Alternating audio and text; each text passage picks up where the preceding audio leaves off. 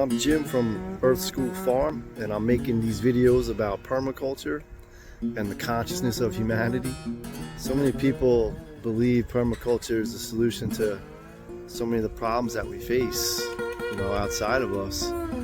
And I love permaculture, and as I make these videos, I in no way want anyone to think that I'm trying to dismiss it at all. It's just I'm asking the question, like, are we ready for it? How come after all these years it seems like things keep getting worse still? And I'm not a pessimist in that respect. I'm someone who knows that we can be doing so much better. I know we can, and that's what why I'm always talking about the consciousness and if we can change that. And so today this video is going to be more on the consciousness. And that first principle of permaculture is to observe and interact, right? And so to really look around, be a witness to what's going on around you, And you really need to know in order to make that environment work in your favor, and create that balance and get the most production and the most harmony. And so the first principle is important in that respect. There's too many people living in ignorance of reality, saying I don't see it that way, not really witnessing reality. Living willful ignorance is a huge part of the consciousness of humanity. So that's number one, right? That first principle, which I'll be getting more into the principles in future videos and how we can use them towards the consciousness as well. So really observe what's going on and be honest about reality. And permaculture really isn't anything new, right? It's really just borrowing from indigenous wisdom, right? And we see that in recent years, that seventh generation principle, or the future care as another ethic, getting to caring for the earth for the future generations, 7 generations ahead, and taking that from the indigenous wisdom, the Haudenosaunee, but the Iroquois Confederacy, those tribes, they founded that principle of 7 generations. And so there's another aspect of Native American wisdom that has to do with the consciousness, called Wetiko.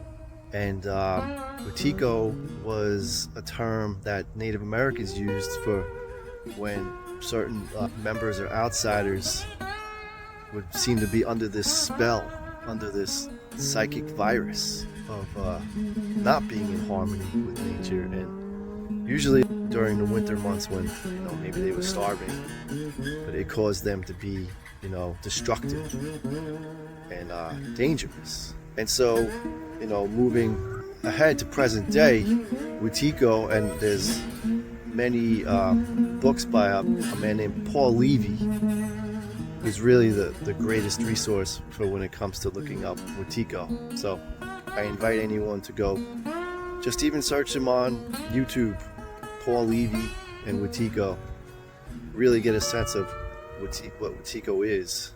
And I'm going to be reading a few paragraphs at the end from some of his writing. He also draws a lot on the work of Carl Jung, who also spoke about the unconsciousness of humanity, that psycho-spiritual disease that Wetiko is also referring to. So it's a combination of those two and more, but Wetiko and the work of Carl Jung very much fit together. And it's getting to the Europeans. When they came over, the Native Americans could see that same disease, that mind virus that they call Wetiko, must be like they got it, because they're very destructive and they're disconnected with nature. They're just tearing everything down, and they think they own the land and all that kind of stuff, but they don't know they have it. That's a big part of Wetiko, is that when I'm talking to anyone watching this video right now, you got it. I have it. Even the Native Americans, most of them got it by now because it spreads. It's a mind virus, and all you have to do is turn on the TV, go outside and see the insanity of the world is contaminated with this mind virus. We're just so used to it. That's how it works, right? We're so used to it, we think it's normal. That's Wetiko. So, I can't say so much about it, in these few minutes, but the idea of this video is to just bring awareness to it, because that's the key when it comes to Wetiko, is you can't hack it unless you know you have it, right? Awareness is huge in so many aspects of life. You gotta have the knowledge of something to be able to deal with it. And in these videos, I'm always getting to the root cause. It's the consciousness of humanity that is causing all the problems we see, right? It's the human consciousness that agriculture is the effect of, that is causing all that destruction. And greed and corruption, just mass consumption, and just look at cities. Like, that's Wetiko. Imagine a Native American and see the way that they lived 500 years ago, and then just go like what Manhattan looked like 500 years ago and look at it today. That's Wetiko. There's a real psycho-spiritual disease going on for that place to be. So many people living on that small island, and that is really, Wall Street and these places that are just full of greed and control. It's all full of that mind virus. So I guess what I'll do is I'll read a few paragraphs, and I'll leave a link below on Wetiko for anyone who wants to know more about it. Understanding the consciousness is the key, right? And that's part of what I'll be reading, is that it can also save us. That's the good news about Wetiko, and right, that permaculture famous saying, the problem is the solution. If the problem is within us, then we can also go within us to solve it. We just have to know where to look, right? It's not outside of us. And that's always the main message of these videos. The answer is not outside of us. And that's why I love permaculture, but the outside work isn't going to do it. All right, let me get on these last few paragraphs, and I'll leave the link below. Thank you. You are the creator of your reality. Where you are sitting right now today is the sum total of all the choices that you made throughout your life, right? You are the creator through the power of your mind. And so as that goes individually, so it does collectively. The way that the world that we are creating today collectively through our minds is what we see today. We are creating that. So if you want to see a world full of peace and, with love as the program, we can create that. Because that's the only thing that does create it, is our mind. The consciousness collectively is creating the world we see.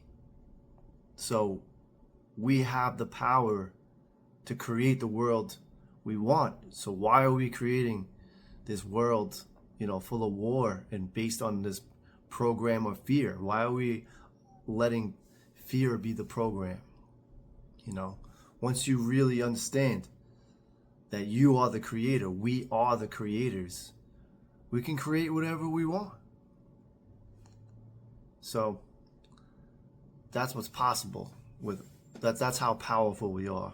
It's like I said, I was going to read a few paragraphs from Wetiko, which has something to do with,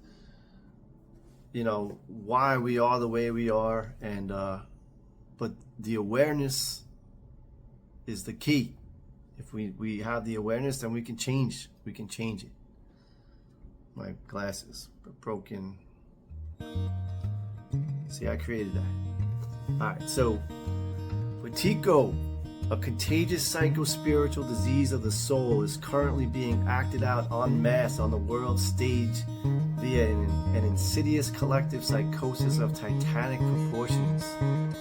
This mind virus, which Native Americans have called Wetiko, covertly operates through the unconscious blind spots in the human psyche, rendering people oblivious to their own madness and compelling them to act against their own best interests. Wetiko is a psychosis in the true sense of the word, a sickness of the spirit. Wetiko covertly influences our perceptions so as to act itself out through us while simultaneously hiding itself from being seen. Wetiko bewitches our consciousness so that we become blind to the underlying assumed viewpoint through which we perceive, conjure up, and give meaning to our experience of both the world and ourselves. This psychic virus can be thought of as the bug in the system that informs and animates the madness that is playing out in our lives, both individually and collectively on the world stage. Before being able to treat this sickness that has infected us all, we have to snap out of our denial, see the disease, acknowledge it, name it, and try to understand how it operates so as to ascertain how to deal with it. Indigenous author Jack Forbes, who wrote the classic book about Wetiko entitled Columbus and Other Cannibals, refers to Wetiko as the sickness of exploitation. Wetiko can be conceived of as being an evil, cannibalistic, vampiric spirit that inspires people under its sway to take and consume another's resources and life force energy solely for their own profit, without giving anything of value back from their own lives. Wetiko thus violates the sacred law of reciprocity in both human affairs and the natural world as a whole. Carl Jung never tired of warning us that the greatest danger threatening humanity today is the possibility that millions, even billions of us can fall into our own unconscious together in a collective psychosis, reinforcing each other's madness in such a way that we become unwittingly complicit in creating our own destruction. When this occurs, humanity finds itself in a situation where we are confronted with and battered by the primordial, and elemental forces of our own psyche. The most depraved part of falling under the thrall of Wetiko is that, ultimately speaking, it involves the ascent of our own free will. No one other than ourselves is ultimately responsible for our own situation. There is no objective entity called Wetiko that exists outside of ourselves that can steal our soul. The dreamed up phenomenon of Wetiko tricks us into giving it away ourselves. People under the sway of Wetiko are implicated in and willingly subscribe to their own enslavement. They do this to the point that when offered the way out of the comfort of their prison, they often times react violently. They symbolically and sometimes literally try to kill the messenger who is showing them the path to freedom. Ultimately speaking, in Wetiko disease, we are not being infected by a physical, objectively existing virus outside of ourselves. Rather, the origin and genesis of the Wetiko psychosis is endogenous. Its roots are to be found within the human psyche. The fact that Wetiko is the expression of something inside of us means that the cure for Wetiko is likewise within us. If we don't understand that our current world crisis has its roots within and is an expression of the human psyche, we are doomed to unconsciously repeat and continually recreate endless suffering and destruction in increasingly amplified forms, as if we are having a recurring nightmare. In my language, the inner situation within ourselves is getting dreamed up into material form in, through, and as the world. All right, Wetiko is a quantum phenomenon in that it contains within itself the potential to be either the deadliest poison or the most healing medicine. Will Wetiko destroy us, or will it catalyze our evolution and wake us up? Alright, so those were just a few paragraphs from Wetiko in a nutshell. I'm going to leave the link below to that. That's Paul Levy.